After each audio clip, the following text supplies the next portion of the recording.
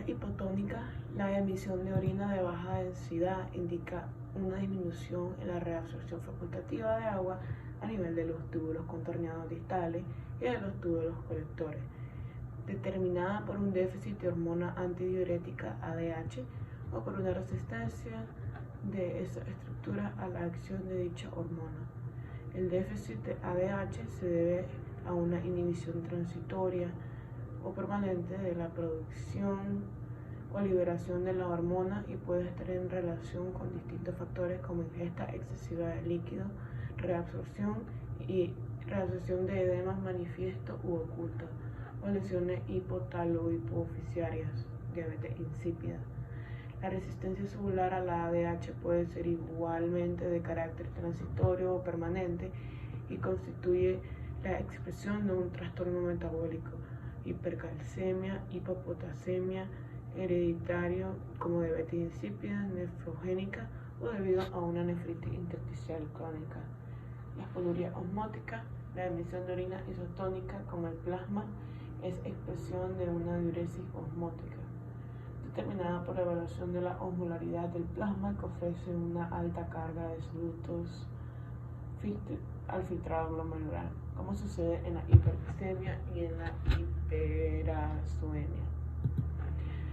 En la semigénesis tenemos que la oligoanuria prerrenal.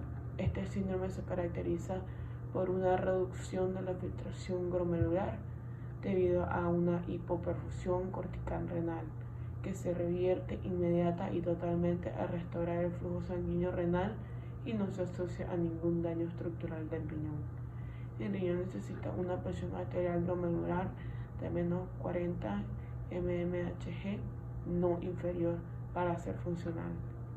La oligoanuria renal. Este síndrome se caracteriza por una reducción aguda de la función renal debida a la perpetuación de la hipoperfusión renal o de la interrupción completa de la perfusión renal, isquemia medular, isquemia cortical, o también puede deberse a factores tóxicos endógenos y exógenos o a daño renal provocado por factores inmunológicos. La oligonuria posrenal es producida por la obstrucción intrínseca o extrínseca de la vía excretora alta por encima de la vejiga. La obstrucción puede ser bilateral o unilateral. En este último caso se debe a que el riñón opuesto está previamente dañado a funcional. La poliaquiuria se observa principalmente en afecciones de la vejiga, de la próstata y de la uretra. También es frecuente durante el embarazo. La disuria puede presentarse en diferentes formas. Micción lenta, cuando el acto de la micción se prolonga más tiempo que el normal. Micción retardada, cuando se prolonga el tiempo desde el inicio voluntario del acto de la micción hasta el momento de la emisión de la orina. Requiere usualmente un esfuerzo por parte del enfermo, interrupción en busca del chorro, como ocurre a veces en las litiasis vesicales o en tumores pediculados de ese órgano que son arrastrados por el propio flujo de la orina hacia el orificio uretral, ocluyéndolo bruscamente. La disuria al inicio de la micción y aún sin orinar traduce una infección vulvovaginal que más bien que del tracto urinario. Una disuria durante toda la micción localiza la infección en la uretra y la disuria al final de la micción, acompañada de tenesmo vesical, obedece a una infección vesical o cistitis. En la cistitis existe además poliaquiuria diurna y nocturna. Si falta la poliaquiuria nocturna, lo más probable es que la infección esté confinada a la uretra solamente. El tenesmo vesical es el deseo continuo, doloroso e ineficaz de orinar sin que la micción haga ceder las molestias. En cada micción se expulsa muy poca orina y a veces ninguna. Sus causas radican en la vía urinaria baja o en la vejiga, pero el tenesmo puede deberse también a procesos neurológicos o ser producido por ciertos fármacos. La orina pardo rojizo en estados febriles por su mayor concentración y por la abundancia de uratos y uroeritrina. La amarilla intensa es color caoba, ¿verdad? Que puede tener cierto tinte verdoso en ocasiones. Esta se presenta en distintos tipos de ictericia debido a los pigmentos biliares y a la urobilina en exceso. En rojo, rojizo o rojo, en la hematuria y en hemoglobinurias. Si la orina es ácida, la hemoglobina puede transformarse en metahemoglobina y hematina tomando un color café. Parduzco.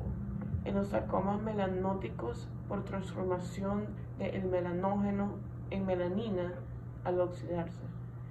Igual coloración puede observarse en la alcaptonuria, en la orina de varias horas de emitida. En la hemoglobinuria paroxística nocturna es característica la emisión de orina de color pardo negruzco en la primera emisión de la mañana. Rojo violáceo, como se observa en los raros casos de porfinuria, y blanco amarillento lechoso en quiluria y más raramente en aspiuria muy intensa. Quiluria es la presencia de la linfa en la orina y se debe a la obstrucción de los conductos linfáticos en el abdomen superior con ruptura de los pequeños linfáticos de la pelvis renal. Las causas de la quiluria son conruptural, ¿verdad? Dice las cosas son filariasis, tumores abdominales, ginecológicos y aneurisma de la aorta. Y tenemos los colores diversos como verdoso, rojizo, pardo, etcétera, por la presencia de medicamentos con mercurocromo o por tintes de comida. A la inspección local, en este caso de tumores malignos, puede apreciarse el signo de Beck, que se refiere a la presencia de una circulación venosa colateral a nivel del abultamiento muy patentes con los rayos infrarrojos entre las costillas falsas y el ombligo. La tríada de Wunderlich es dolor lumbar de inicio brusco, más choque, más palpable en flanco. Es característica para hematoma o hemorragia perirrenal o retroperirrenal espontánea. La cápsula de Gerota es una cápsula fibrosa firmemente adherida al riñón. Componente tubular está conformado por los siguientes elementos. Cápsula de Bowman, que junto con el glomérulo al que rodea y adosa su hoja visceral, constituye el corpúsculo de Malpighi, localizado en la corteza renal. El túbulo contorneado proximal, originado en el polo interno o urinario del glomérulo, también de localización cortical. En el asa de Henle, con una rama descendente que se adentra a la profundidad variable de la médula renal y una rama ascendente que se dirige hacia el polo vascular del glomérulo para continuarse insensiblemente con el túbulo contorneado distal flexuoso y localizado también en la corteza, el cual termina en el tubo colector, que desciende por la médula renal al unirse con otros, origina los conductos de Bellini, los cuales desembocan en el sistema excretor en el cáliz menor a nivel de la papila. En resumen, los riñones, mediante sus mecanismos de filtración glomerular y reabsorción y excreción tubulares, desempeñan un papel central en el mantenimiento de la homeostasis. La función renal desborda el marco estrecho de la formación de orina, pues participa en la regulación del volumen de los líquidos corporales, de la concentración electrolítica, del equilibrio ácido-base y de la presión arterial y la eritropoiesis, aparte de garantizar obviamente la excreción de los productos finales del catabolismo proteico. Y se considera que diariamente solo se elimina alrededor de 1 a 1.3 litros de orina en comparación con la formación de 180 litros de filtrado glomerular. Las vías aferentes mencionadas siempre son autónomas, vagales o simpáticas. El estímulo es llevado por esas vías aferentes a la médula, donde se pueden seguir dos caminos. Uno, directamente al tálamo y de este a la corteza, originando el dolor visceral verdadero, que se caracteriza porque el sujeto lo siente profundo, situado groseramente en la localización real de la víscera, sin contractura periférica ni hiperestesia cutánea, que es la zona inervada por las raíces D8 a D10. Al llegar hasta posterior, el estímulo exalta la sensibilidad de neuronas somáticas vecinas, como Mackenzie, y a su través llega a la corteza. Es el dolor referido. El paciente la localiza en zonas cutáneas correspondientes a los nervios cerebroespinales sensitivos, estimulados a nivel del asta posterior mediante este mecanismo. Son las zonas de las raíces desde la B12 y L1. Así pues, clásica del cólico nefrítico es el resultado del dolor visceral verdadero, y a la irradiación corresponde el dolor referido a uno u otro de los nervios espinales correspondientes a este segmento medular. Si irrita al nervio genitocrural, llega al testículo. Si el femorocutáneo, se distribuye por la cara externa del músculo. Si al obturador por su cara interna, y si el ciático mayor, se distribuye desde la nalga por la cara posterior del muslo y pierna y puede llegar hasta el talón. Como quiera que el foco de irritación pueda actuar también sobre la neurona motora, puede originarse la contractura muscular en los músculos oblicuos, transversos, cremaster, etc. En ocasiones no existe lesión anatómica y la hematuria se produce por cambios patogénicos de orden local o general. Aquí se incluyen alteraciones hemodinámicas y hemostáticas. La identificación de una hematuria macroscópica es sencilla cuando está presente en el momento que vemos al paciente. La confusión con pseudohematurias por sangre procedente, por ejemplo, del útero, hemoglobinuria, se resuelve en último extremo mediante el cateterismo uretral, en donde en los casos de duda el examen microscópico directo del sedimento urinario acusará la presencia o no de abundantes eritrocitos. El componente tubular está formado por los siguientes elementos: la cápsula de Bowman, bueno, sí, lo dije. Okay. Después preguntan por las zonas del abdomen. Por delante se trazan dos líneas verticales ascendientes que participan del extremo externo de las ramas horizontales del pubis. Llegan hasta los extremos anteriores de las costillas X.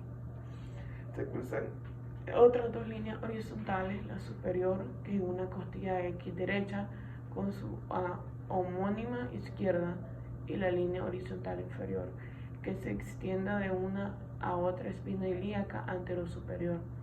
Se obtiene así un tablero un tanto irregular que contiene en su área los rebordes costales, el apéndice sifoide y las porciones bajas laterales de las barrigas costales. Este tablero presenta las 9 zonas de proyección visceral abdominal más importantes. Nuevamente, estas son las zonas del abdomen. Del examen físico general de abdomen hay que pedirle a la persona que orine, pues así nos aseguramos de no confundir una vejiga llena con un embarazo, una tumoración o un quiste.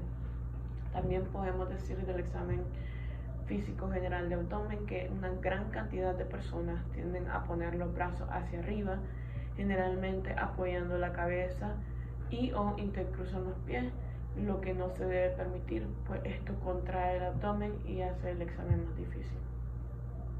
Sobre la inspección tenemos: observe ya sea parado o sentado al lado derecho del paciente el volumen, la forma en relieve, la simetría, las masas, las pulsaciones, la integridad de piel y el patrón respiratorio, cuyos datos deben inspeccionarse tanto en el orden estático con una completa relajación como en el orden dinámico, invitando al enfermo a respirar y a moverse en distintas posiciones, buscando en ocasiones la contractura del abdomen. Pide al paciente que tosa para evidenciar dolor con la tos y masas que patrullan como hernias no vistas previamente. El abdomen normal es simétrico. A cada lado de su línea media no hay aumentos de volúmenes visibles. En individuos delgados puede verse la pulsación de la aorta abdominal en la línea media y los movimientos periestáticos. No deben haber lesiones de la piel, excepto cicatrices quirúrgicas, y pueden hallarse estrías. Si la piel se ha estirado, como en el embarazo, la obesidad, los tumores abdominales y la enfermedad de Cushing, la respiración es abdominal en los hombres. Okay. En la palpación bimanual con los dedos índices en contacto, es preferible que divergan en las manos en sus bases. La palpación bimanual con los dedos índices en contacto. En la palpación bimanual con los dedos índices en contacto es preferible que diverjan las manos en sus bases para aprovechar los pulpejos de los dedos con mayor soltura. Las manos deben tener cierto grado de oblicuidad, una doble oblicuidad sobre el abdomen para ganar la profundidad necesaria para la palpación de la víscera al practicar el deslizamiento. La palpación bimanual con las manos superpuestas tiene como objetivo vencer cierta resistencia a la pared, aunque en realidad se palpa con una sola mano, la de abajo. La maniobra de deslizamiento de los dedos sobre los órganos, la que se facilita arrastrando la piel por encima de la punta de los dedos para dejar ahí plegado el excedente de piel. De este modo se profundiza de arriba a abajo, se aprovechan los movimientos respiratorios y así los dedos al deslizarse palpan los segmentos deseados y aprecian las posibles alteraciones. Esta maniobra se utiliza fundamentalmente para la palpación de hígado y el vaso, que está situado más superficialmente por debajo y en contacto con el diafragma. La palpación bimanual antero-posterior o de peloteo, usada por Chaffard, es aplicable más bien a los vacíos. Con esta palpación de mano que está detrás, empuja hacia adelante las vísceras, ofreciéndolas a la mano que palpa. Los puntos dolorosos retrobuterales son los posteriores, costo vertebral, costo muscular, anteriores, subcostal, uretral superior, uretral medio, uretral inferior. La topografía de la dermatosis es localizada, que compromete un segmento corporal, la diseminada, que compromete dos o más segmentos corporales, generalizada, que compromete un 90% de la superficie corporal. El universal comprende además del 90% de las palmas, plantas y mucosas. Las lesiones elementales primarias son en piel: mácula, pápula, placa, tubérculo, nódulo, vegetación, tumor, vesícula, ampolla, pústula. Los caracteres semiográficos principales del dolor renal son la localización, irradiación, intensidad, calidad, modo de comienzo, modo de calmarse, duración, síntomas y signos acompañantes. También tenemos entendido que la función melánica realizada por melanocitos en la capa basal elabora el pigmento en la piel. Una pústula es una cavidad circunscrita de la piel del líquido purulento. Un tumor es una neoformación no inflamatoria de forma, tamaño y consistencia variables con tendencia a persistir y crecer. Nódulo y tumor son las lesiones sólidas, elevadas, palpables, que se extienden más profundamente dentro de la misma pápula y placa. La batipnea, bueno, esto es respiración, ya lo voy a decir. Los signos de la infección en el abdomen son el signo de Cullen, signo de Gray-Turner, arañas vasculares, circulación colateral, hematomas de pared, olivia piródica, ondas peristálticas gástricas. En la percusión del abdomen, el sonido predominante es el timpanismo.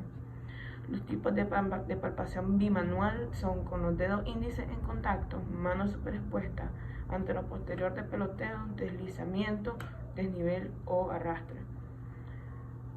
Los síntomas relacionados con bucofaringe son cialorrea, xerostomía, ardor lingual, halitosis, alteraciones del gusto, bruxismo de fagia, pirosis y pituita. Clasificación de los síntomas subjetivos en el sistema digestivo: bucofaringo esofágico, gastroduodeno hepatobilio pancreático, entero colirectal. La epidermis es la capa basal, espinosa, granulosa,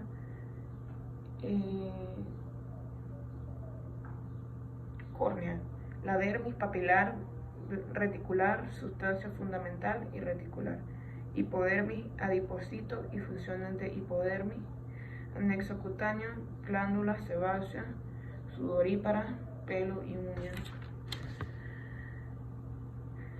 Tenemos también de que la secuencia a seguir en el examen físico de abdomen es inspección, auscultación, percusión, palpación superficial y profunda.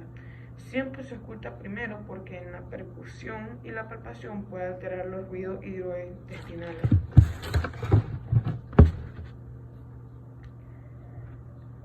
Después tenemos aquí los fondos de saco. Los fondos de saco sirven para descartar la existencia de ahorcamiento o dolor.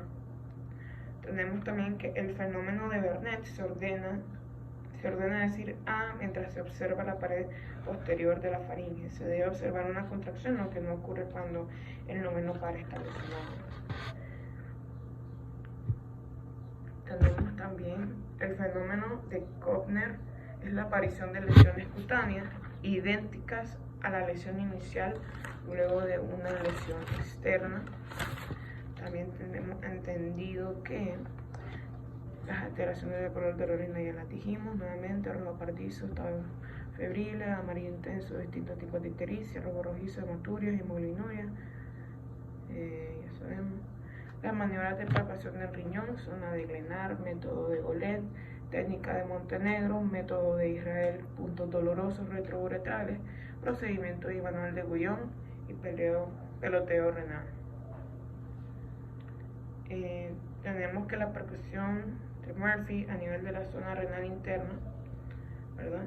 La técnica de Giordano es similar a la anterior, pero con el borde cubital de la mano. Y la técnica de Sorraco Ferminal también se pueden ocupar. Tenemos entonces nicturia. La nicturia es la inversión del ritmo normal de la eliminación de la orina durante la noche igual, incluso mayor que durante el día. La obsuria es el retraso de la eliminación de agua ingerida. La poliacuria es la micción muy frecuente, pero en cantidades pequeñas. Disuria es la dificultad para realizar el acto de la micción. Tenesmo vesical es el deseo continuo, doloroso e ineficaz de orinar sin que la micción haga ceder las molestias. La micción por rebosamiento es donde la orina fluye gota a gota por el meato uretral.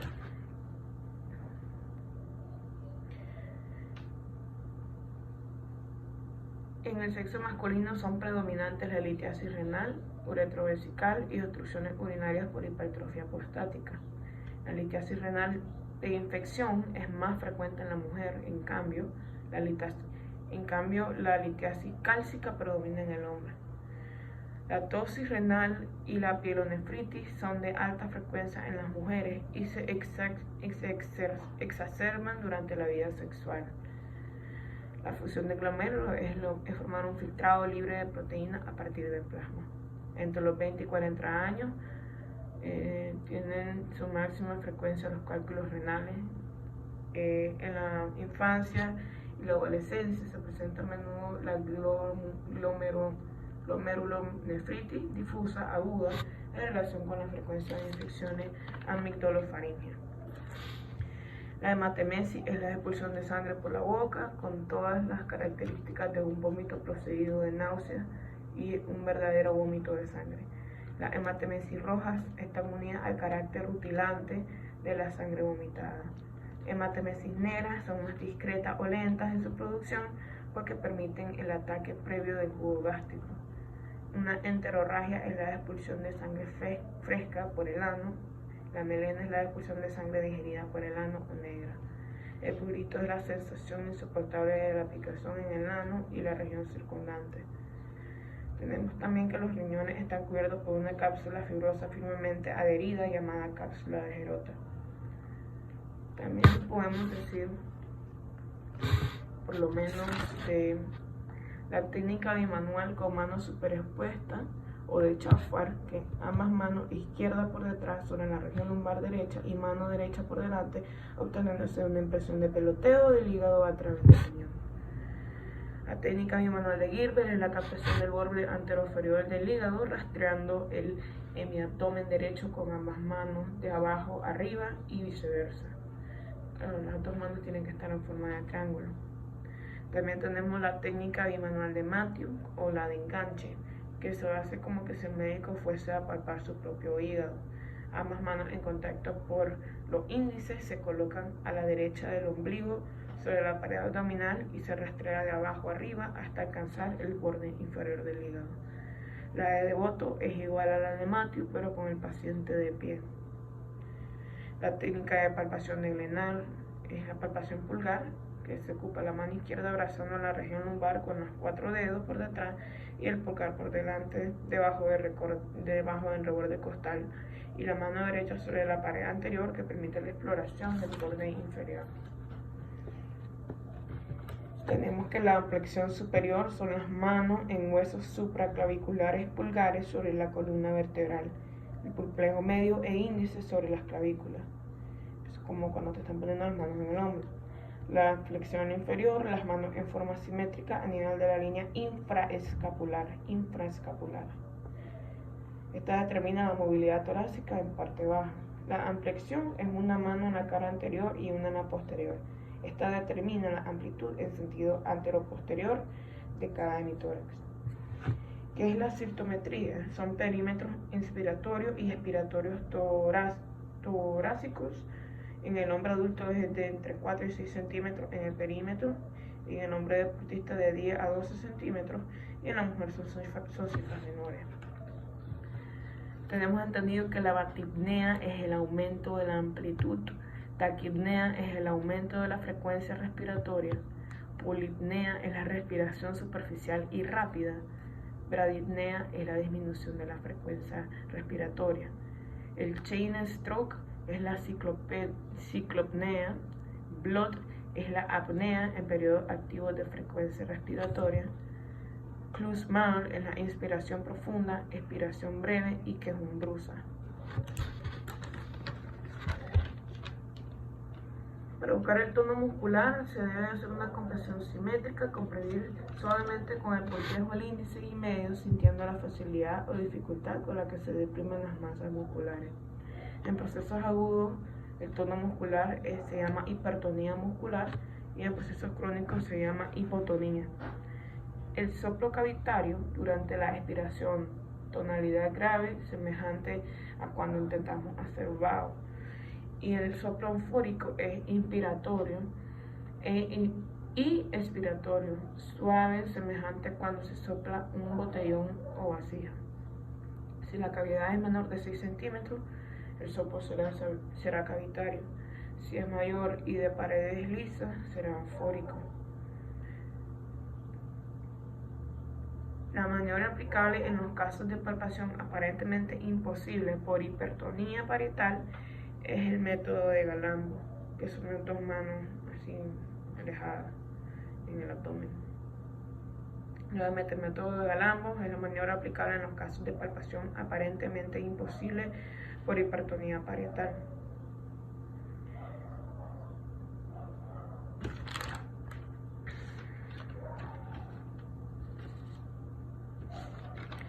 De las técnicas de exploración del examen físico particular de abdomen para la exploración del hígado se puede afirmar que la técnica bimanual de Matthew se procede como si el médico fuese a palpar su propio hígado.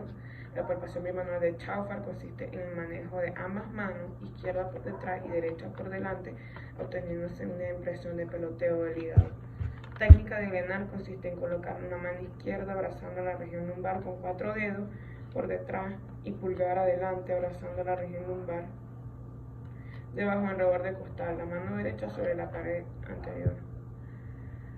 Nuevamente, en dermatología, una ampolla es una cavidad limitada de la epidermis que contiene líquido seroso, turbio o hemorrágico unilocular mayor de 5 centímetros.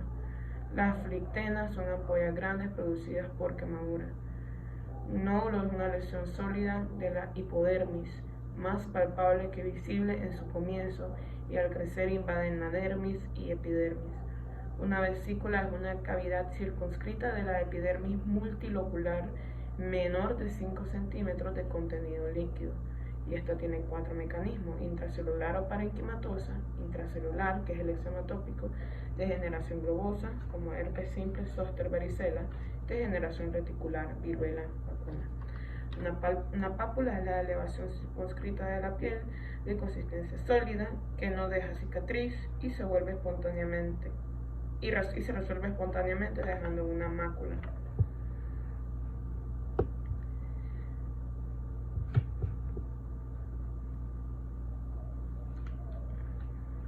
Sobre las técnicas de palpación de la vesícula biliar, podemos afirmar que la maniobra de Murphy consiste en introducir a modo de gancho los dedos de la mano derecha debajo del reborde costal a la altura de la vesícula.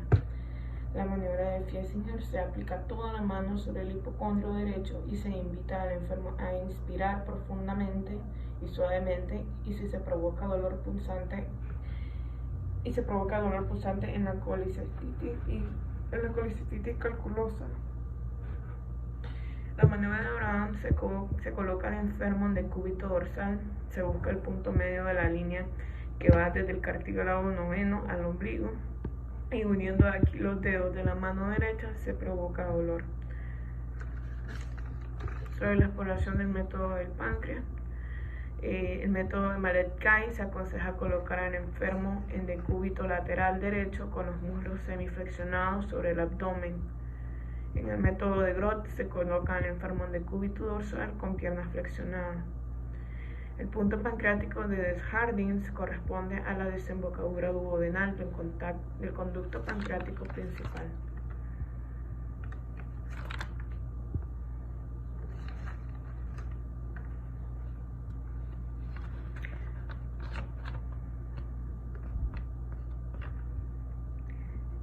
La prueba de los 3 vasos de Bouillon. En solo un vaso, el primero es uretroprostática la lesión, en la última es vesical y en los 3 es renal.